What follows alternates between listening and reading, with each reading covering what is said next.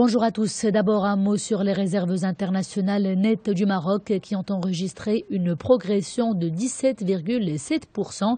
Elles se sont établies à plus de 248 milliards de dirhams. C'est selon les précisions de Banque Al-Maghrib. La BAM qui précise également que le taux interbancaire s'est stabilisé à 2,25% et que le volume moyen des échanges a enregistré pour sa part une légère hausse. Il est passé d'1,4 milliard de dirhams à 1,3 milliard de dirhams.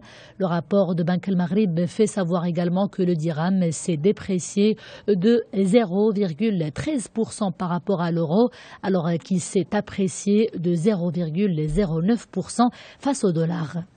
Également dans l'actualité économique du Royaume, cette permanence qui sera mise en place par l'Office d'échange pour la réception des déclarations des Marocains résidant à l'étranger.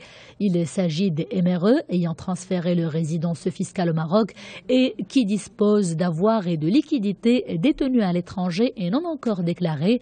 Cette permanence sera assurée jusqu'au 18 octobre, du lundi au vendredi, mais également le samedi de 9h à 13h. À noter que les personnes concernées par ces dispositions peuvent également procéder à la déclaration de leurs avoirs en ligne et cela via la plateforme disponible sur le site internet de l'Office d'échange.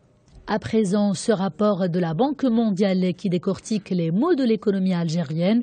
Selon l'institution internationale, la croissance du PIB devrait ralentir à 3,6% en cette année 2016. Elle devrait baisser à 2,6% en 2018. La Banque mondiale prévoit également des répercussions encore plus lourdes du taux du chômage sur la dépense des ménages. Elle s'est également intéressée au déficit budgétaire qui devrait quant à lui rester élevé à environ 13% du PIB, alors que les prix bas du pétrole pèsent toujours sur les recettes fiscales en Algérie, sans oublier l'épuisement de l'épargne budgétaire.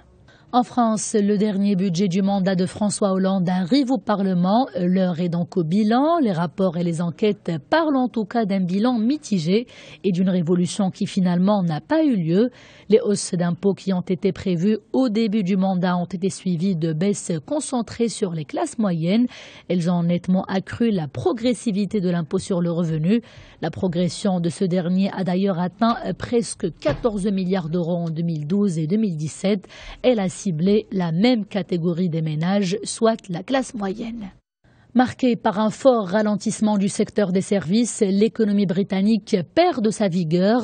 En effet, selon les nouvelles statistiques du ministère de tutelle, les intentions d'investir dans le secteur tertiaire sont tombées à leur plus bas niveau depuis 4 ans.